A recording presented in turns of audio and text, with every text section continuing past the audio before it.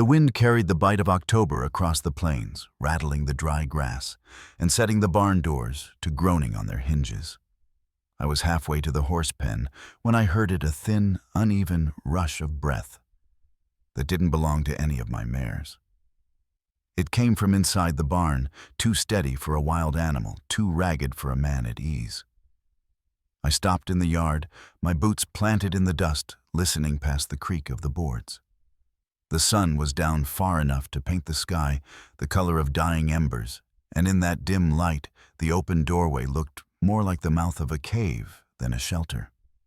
My hand hovered near the latch, unsure whether I'd find trouble inside, or something that needed saving. Before I tell you what happened next, let me know where you're listening from in the comments, and tap like and subscribe if you've ever had to decide in one moment whether to open a door that could change everything. I'm Matthew Coulter, and Lone Cedar Ranch has been my home for near 20 years. My father broke this land before the railroad reached these parts, teaching me early that a man's word and his neighbor's trust were worth more than any bank ledger. I grew up learning how to mend a fence in the cold before breakfast, how to read the weather in the smell of the wind, and how Sunday meant church, even if there was hay still to be stacked. Folks around here knew each other's names, knew who needed help without being asked, and measured a man by his deeds, not his talk. When I took over the ranch after my parents passed, I ran it much the same way, frugal in my own needs, careful with every dollar, but generous where it counted. The work was steady and the income honest, though we never had the kind of money the railroad men and land speculators threw around in town. They built their fortunes on paper deeds and promises, while we built ours in sweat and calluses. Out here, you could spend a whole month's profit on a new harness or lose it all in a dry summer. But it was your own risk to take. 5 years back, everything shifted. I lost my wife Anna in a hard childbirth that took our son as well. The house felt colder after that, even with the fire going, and I poured every waking hour into the stock and the land to keep from hearing the emptiness. Neighbors tried to draw me out, but the truth was I'd settled into a kind of quiet that left no room for anything but work. Lone Cedar became more than my home. It was the only thing holding me upright. That autumn evening, I had no reason to expect anything different from the day before. I'd finished the last of the fencing on the north ridge, checked the water troughs, and was headed to see my favorite mare, when that sound stopped me. It was small, nearly lost in the wind, but it didn't fade. I stepped to the barn door, the smell of hay and leather drifting out, and eased it open just enough to let in a sliver of light. Something moved deep in the shadows, and I knew this night wasn't going to end the way I'd planned. The first step inside was enough to tell me the sound wasn't the creak of wood or a restless mare. The lantern by the door caught just enough light for me to see a shape tucked into the farthest corner behind stacked hay bales. At first it could have been a shadow, but then the bundle of dark hair and torn fabric shifted and the shallow breathing quickened. I set the bucket I'd been carrying onto the dirt floor and lifted the lantern, careful not to swing it too high. She was young, maybe 19. Her dress of deerskin ripped and stained, the skirt torn at the hem. Mud clung to the edges and streaks of dried blood showed dark against the faded tan. Her hair, black as a raven's wing, was tangled with grass and twigs. But it wasn't her clothing that stopped me. It was the way she kept her chin to her chest, eyes locked on the packed earth, her body trembling, as though every muscle braced for harm. I stepped back a pace and kept my voice even. "You're safe here," I said, not moving closer. "Name's Matthew. This is my barn, my land. You're welcome to stay." There was no answer, only the quick, ragged pull of her breath. I sat down on the ground where I stood several yards away, to make myself smaller. "You hungry?" I asked. The faintest nod answered me, though her gaze never lifted. "All right," I said. "I'll fetch you food and water. You can stay right here. No one's going to stop you if you decide to leave before I get back." In the kitchen, I filled a plate with warm tortillas, a scoop of beans, and a slice of fresh cheese. A stoneware pitcher of cold well water went alongside, and I added one of the wool blankets stored in Anna's cedar chest. The smell of the barn wrapped around me again as I returned, finding her still pressed against the wall. I set the tray down halfway between us, the blanket folded neatly on top. I moved back to my place and waited. After a long pause, she crept forward on her knees, her movements as slow as a deer easing toward water. She ate with quiet restraint, each bite measured but steady, as if she'd gone without enough times to make the food feel almost foreign. She drank deeply from the cup, her hands shaking until it was empty. When she was done, I asked, "What's your name?" Her voice came so softly I had to lean forward to hear it. "Kitty," she said, the syllables catching in her throat.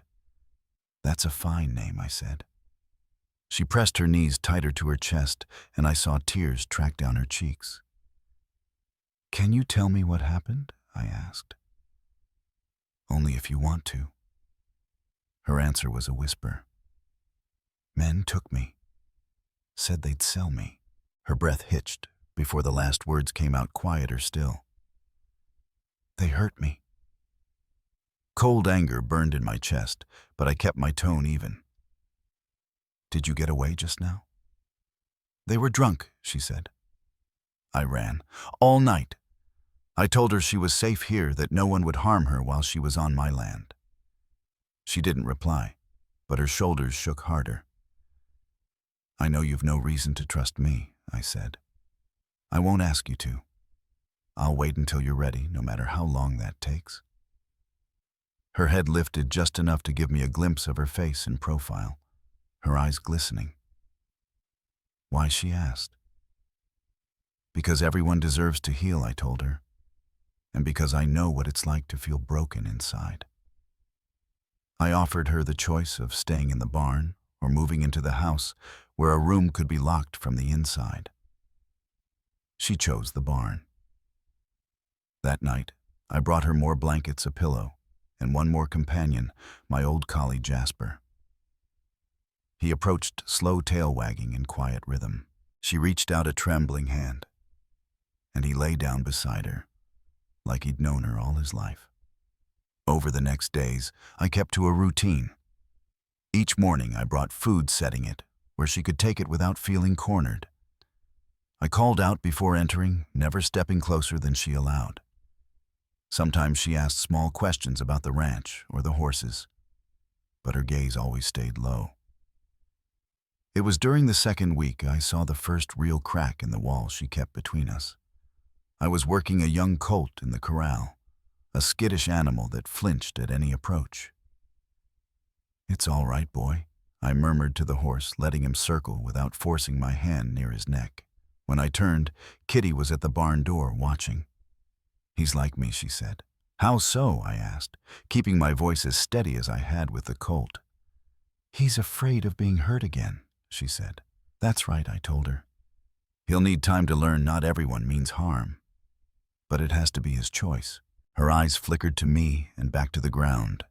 "Would you really wait? I'd wait forever if that's what it took," I said. The days that followed brought more small steps.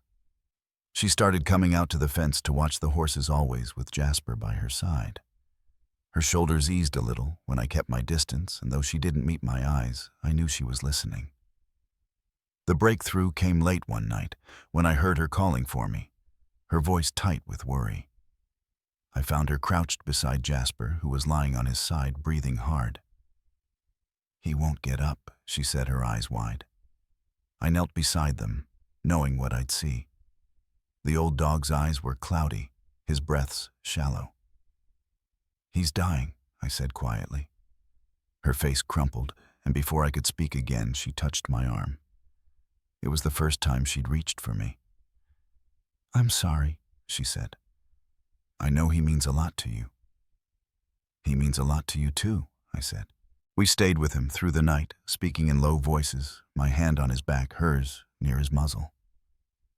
At dawn, his breathing slowed, then stopped. She wept openly, and I sat beside her in the hay until the light crept in through the boards. We buried Jasper beneath the oak by the barn, She gathered wildflowers for the grave, and I carved his name into a small wooden marker. The space between us felt smaller after that. She began to meet my eyes for brief moments and spoke more often, her voice steadier. It was near a month from the night I found her, when trouble showed itself again. I was shoeing a gelding when I saw a dust cloud rising from the east, 3 riders moving fast toward the yard. The sun caught the glint of rifles slung across their saddles. I set the hammer down and called toward the barn. "Kitty," I said, "go to the hiding place." She was already halfway there, her face pale but her steps quick. The riders closed in their leader, a man with a scar across his cheek. He swung down from his horse with a grin that didn't reach his eyes. "Afternoon," he said. "Name's Buck Morrison. We're looking for an Apache girl about 19. You seen her?" Met his gaze. "Can't say I have. You're a long way from anywhere." He glanced around the yard, his smile fading into a hard line. "Trail went cold near here. Someone's helping her." "Plenty of places to hide in this country," I said. "She's property," he said. "Belongs to a man who paid good money for her. We're authorized to search." "Authorized by who?" I asked. "By the man paying us," he said, resting a hand on the butt of his pistol. I shifted my weight, my hammer still in reach. "You can look," I said slowly.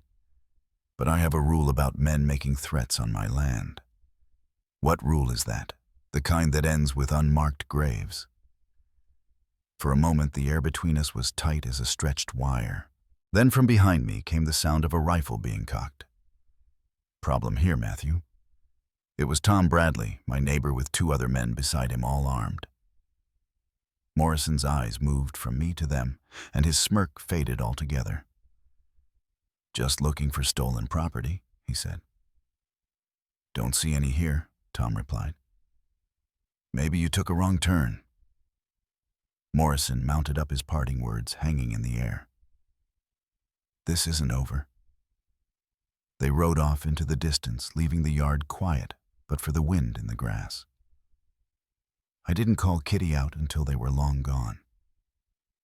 When she emerged, her hands trembled, but her voice was steady. "They'll keep coming," she said. "Then we make sure you stay alive," I told her. "How?" she asked. I had been turning the answer over in my mind for weeks, and now it was time to speak it aloud. "You marry me," I said. Kitty stood frozen when I said the words. Her eyes searched my face as if waiting for me to laugh to take it back. "You don't understand," she said quietly. "I can't be anyone's wife. I can't even look at you most of the time." "I'm not asking you to be a wife in the way you're thinking," I told her. "I'm offering my name so the law can protect you, that's all. No one will be able to claim you as property." She studied me for a long moment, her gaze steady for once. "You'd marry someone who might never be whole again." "You're not broken," I said. "You're healing, and I'll wait for you to be ready, even if that's forever." Her eyes shone, and though her lips pressed tight, I could see the fight in her was softening. "What if I never can?" "Then we'll live with that," I replied. "Right now what matters is keeping you safe." 3 days later, we rode into the county seat. The wind was cool and steady, carrying the smell of coal smoke from the smithy down the street. The courthouse was a 2-story brick building with white trim that had weathered under years of prairie sun.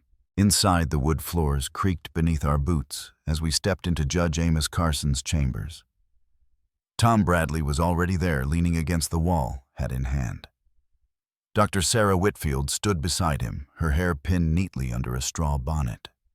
She greeted Kitty with a small nod of encouragement, the way you might steady a skittish colt. Judge Carson, a tall man with a frame still solid at 61, adjusted his spectacles and looked from me to Kitty. "Do you both understand what this means?" he asked. "I do," I said. "I do." Kitty echoed, her voice stronger than I'd expected. The ceremony was brief. The judge's words were plain, his tone steady, the only sounds the tick of the mantel clock and the scrape of his pen when he signed the certificate. Tom signed next, then Dr. Whitfield. Kitty's hand trembled slightly when she took the pen, but her name was clear on the page. When it was done, the judge looked at us both. "This is a legal union under territorial law, Mrs. Coulter is a free woman with the full rights afforded her." Outside, the air felt brighter somehow, though the clouds still moved low over the hills. We rode home in silence, the rhythm of the horses carrying us along the dusty road. Jasper's grave was visible from the lane as we approached the wildflowers Kitty had placed, still holding their color. A week later, Buck Morrison returned, this time with 4 men. They rode up as if they owned the place, a rolled document in Morrison's hand. "We've got papers proving ownership," he said, his voice sharp with confidence. I didn't have to answer. Judge Carson stepped forward from where he'd been speaking with Tom by the corral. "I've seen your papers," the judge said.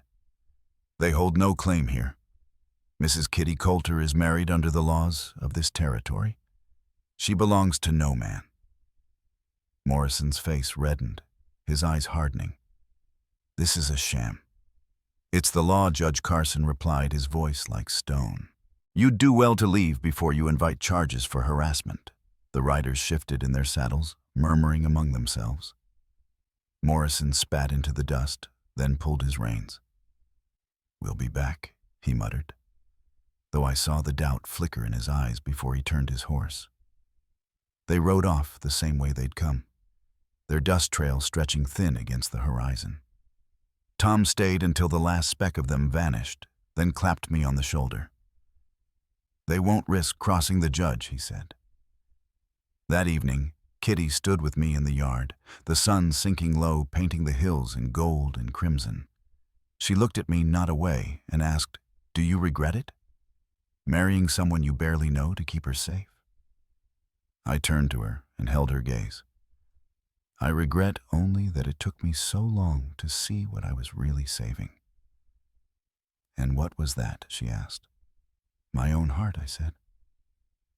Her fingers slipped into mine, the gesture quiet and certain. The cicadas had started up in the trees, and the sky deepened toward night. Whatever came next, we stood together, the porch light spilling warm across the yard. The next morning brought a different kind of stillness, one that made me watch the road more often than usual. Out here, trouble seldom announced itself twice, without meaning it. The week after Morrison's second visit passed in uneasy quiet. I kept my work going as usual, mending fence, checking the water lines, riding the north pasture.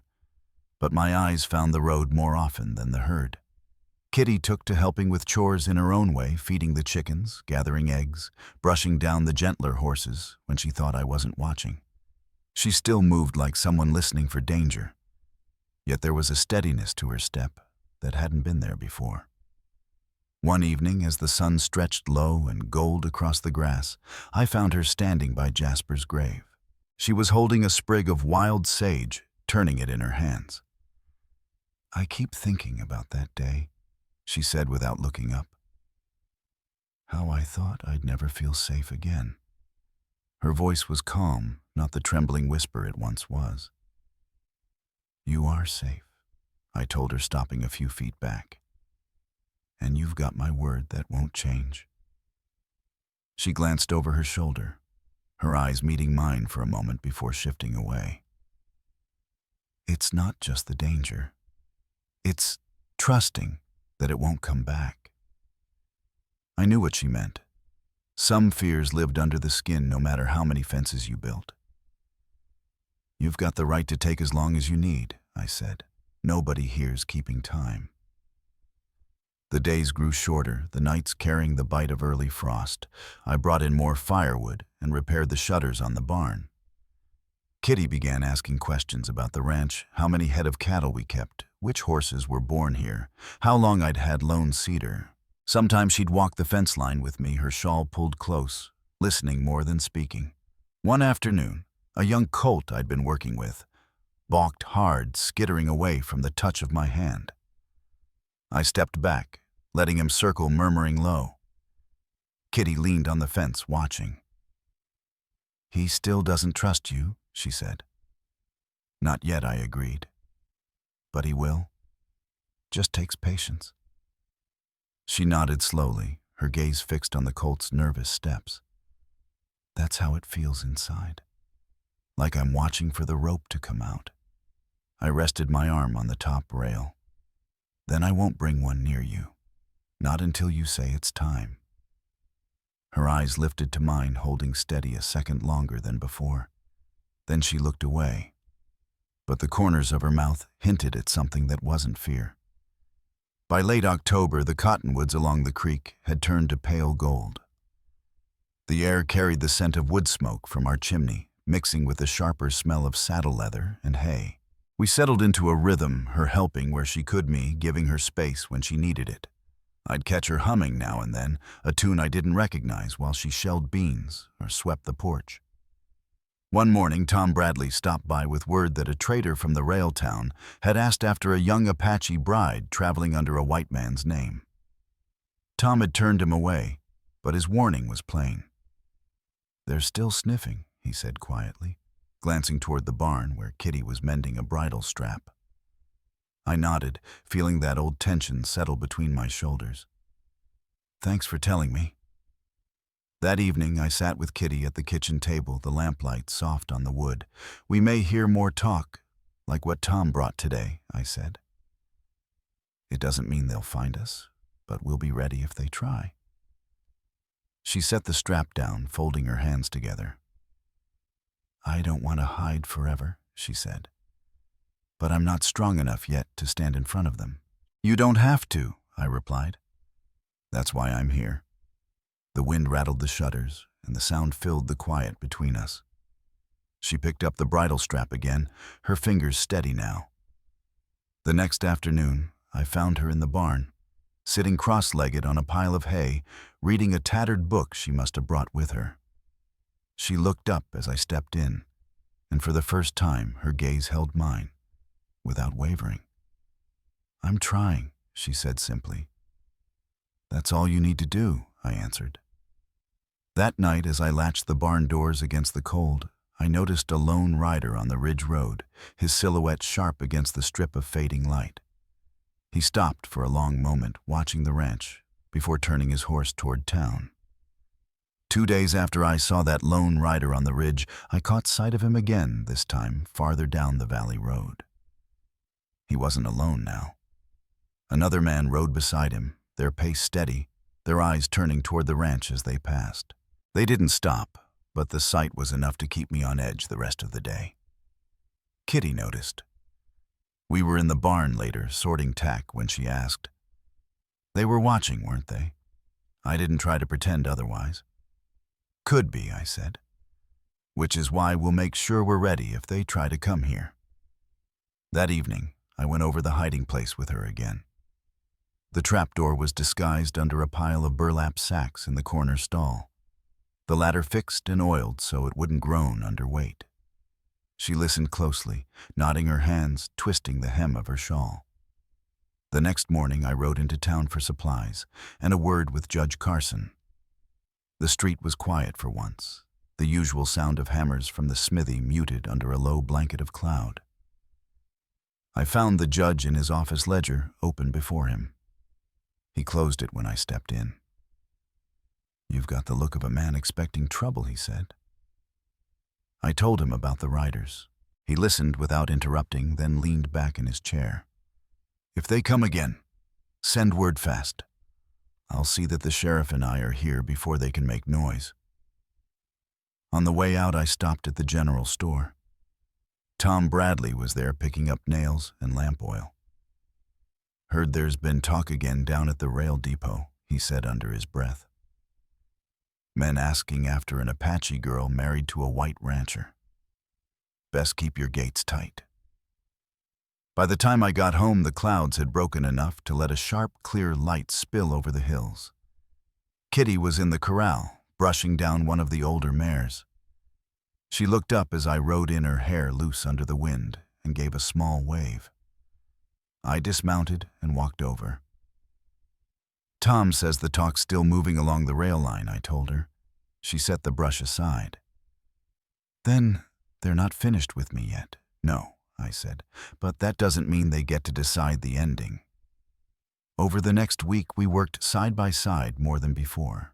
She helped me stack wood for winter, carried buckets to the troughs, and even led the gentler horses to pasture on her own. In the evenings, we'd share supper by lamplight, the quiet between us no longer edged with unease. One night, as I was stoking the fire, she spoke without turning from the table. I want to be able to stand in the open, not just hide under a floorboard. You will, I said, and I'll be right beside you when you do. Her eyes met mine steady now. I believe you. The next morning, I saddled 2 horses and told her we were riding out to the south pasture. The air was crisp, the frost melting into silver beads along the fence rails. She sat tall in the saddle, her movements sure even when the wind caught her hair and whipped it across her face. We stopped at the ridge looking out over miles of open land. This is what they'd take from you, I said. Not just the safety, all of this. The right to stand here and know it's yours. Her hand tightened on the reins. Then they can't have it. As we turned for home, I caught a flash of movement on the far slope, 2 riders again holding back near the tree line. They didn't follow, but I felt their gaze all the way down the trail. That evening, I checked the rifle by the door and made sure the lamp oil was full. The wind had picked up, carrying the scent of distant wood smoke. I had a feeling the quiet spell was nearly over. The wind shifted 2 days later, carrying with it the sound of hoofbeats that didn't belong to any of my stock. I was hauling a feed sack across the yard when Kitty stepped out of the barn, her face pale. "It's them, isn't it?" she asked. I set the sack down and told her to get to the hiding place. She didn't argue disappearing into the stall before I'd even reached the gate. 3 riders came into view, the same 2 I'd seen watching from the ridge, and a third with a cleaner coat but the same hard eyes. They drew up a few yards from the porch, the lead man tipping his hat without a smile. "Afternoon, Coulter," he said. "We've business." I stood on the porch steps, hands loose at my sides. "If it's the same business your friends brought here, before we're done talking." The man nodded toward the barn. "We know she's here. Papers or no, she was bought, and her owner means to have her back. You could make this easier on yourself." I didn't move. "She's my wife under territorial law. That's the end of it." They shifted in their saddles, one of them glancing toward the corral where my gelding stood tied. "Law's one thing," the leader said. "How far you want to press it is another." The sound of hooves came again, this time from the road behind them. Tom Bradley rode in with 2 other ranchers, both carrying rifles. They fanned out without a word, forming a loose half-circle that put the strangers square in the middle. Tom's voice was calm. "You've been told once. Now you're told again. This land isn't yours to ride on, and she's not yours to take." The leader's jaw tightened. "This isn't over." "Could be," Tom said, leveling his rifle, "if you ride out now." They left without another word, their horses kicking up dust down the road. I waited until they were well past the bend before I called to Kitty. She climbed up from the hiding place, her face set. "They'll keep trying," she said. I nodded. "Then we'll keep being ready." That night we made a plan. If they came while I was away, she'd stay hidden until she heard my voice or Tom's. I showed her the extra shells in the desk drawer and how to work the rifle if it came to it. She listened without flinching, her hands steady as she loaded and unloaded the chamber. The next morning the air was sharp with frost. We worked side by side in the barn, mending a harness and brushing down the horses. I noticed how easily she moved among them, now no longer keeping to the far wall. When the colt I'd been training shied at a sudden gust, she stepped forward and laid a hand on his neck until he stilled. By week's end, there'd been no sign of the riders, but the quiet felt like the pause before a storm.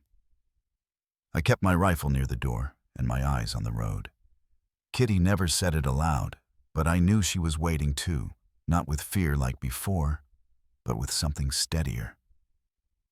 One evening, just as the sun dipped behind the ridge, a single rider appeared at the far end of the lane. This one didn't hang back. He came on at a steady trot, a folded paper in his hand, and the set of a man carrying news that would change the night. The rider slowed as he reached the porch, dust settling around the hooves of his bay gelding. He tipped his hat, holding out the folded paper. "Message from Judge Carson," he said. "Said it's for your eyes only." I took the envelope, feeling the weight of the seal. The rider nodded once and turned his horse back toward the road without another word. Inside, I broke the wax and read the single sheet. The judge warned that Buck Morrison had been seen in the rail town with 6 armed men. They'd bought supplies, spoken openly about finishing business in this valley, and left heading north. I folded the letter and set it on the table. Kitty stood in the doorway, her face unreadable. "It's them," she said. It wasn't a question. I nodded. "They'll be here within a day." Before dark, I rode to Tom Bradley's place. He met me at the gate with a lantern in one hand, his rifle in the other. "Got your letter too?" he asked. I told him about Carson's warning. "Then we'd best be ready to stand," Tom said. We gathered a small watch before midnight, Tom, 2 neighboring ranchers, and myself. The men rode back to their places, agreeing to watch the road and signal if strangers approached. By the time I returned home, the moon was high and the yard was still. Kitty was waiting in the kitchen. She had the rifle on the table polished and loaded. "I'm not hiding this time," she said. I studied her a moment. "Then you'll stand beside me," I told her. The next afternoon, dust rose on the far ridge. 7 riders this time, Morrison at the front. They didn't slow until they reached the yard, their horses stamping and tossing their heads. Morrison swung down his boots, hitting the dirt with a thud. "You've had your warning," he said. "Hand her over." "She's my wife," I said, my voice carrying over the space between us. "And you're trespassing." His men spread out hands near their gun belts. Before the tension could snap, hoofbeats came from the road, Tom Bradley and the others' rifles in plain sight. Judge Carson rode in at their side, his coat buttoned tight against the wind. "This ends now," Carson said, dismounting. "Mrs. Kitty Coulter is under the protection of this court. Any man who lays a hand on her will answer for it." Morrison sneered, but the odds had shifted. He looked from the judge to the line of rifles, then back at me. "You'll regret this," he muttered. "Leave while you can," Carson told him. One by one, Morrison's men turned their horses. He mounted last, his glare fixed on me, then wheeled his bay around. They rode off toward the ridge, their dust trail thinning into the wind. When the yard was quiet again, Carson clasped my hand. "They won't be back," he said. "But keep your gates shut a while longer." That night, Kitty and I stood by the porch rail watching the stars come out over the dark hills. She leaned against my shoulder, her voice low. "I didn't think I could face them. Not ever." "You did more than face them," I said. "You sent them away." She was silent for a moment, then nodded. The night air was cool, and the sound of crickets filled the space between us. Somewhere out there, Morrison was riding farther from our lives with every mile. The morning after Morrison rode out the valley felt different. The air was still cool, but the heaviness that had hung over the place was gone. I walked the fence line at first light, the grass tipped with frost, the hills quiet except for the call of a lone meadowlark. From the ridge, the ranch stretched wide and open as it should. Kitty came out to meet me halfway back, her shawl pulled close against the breeze.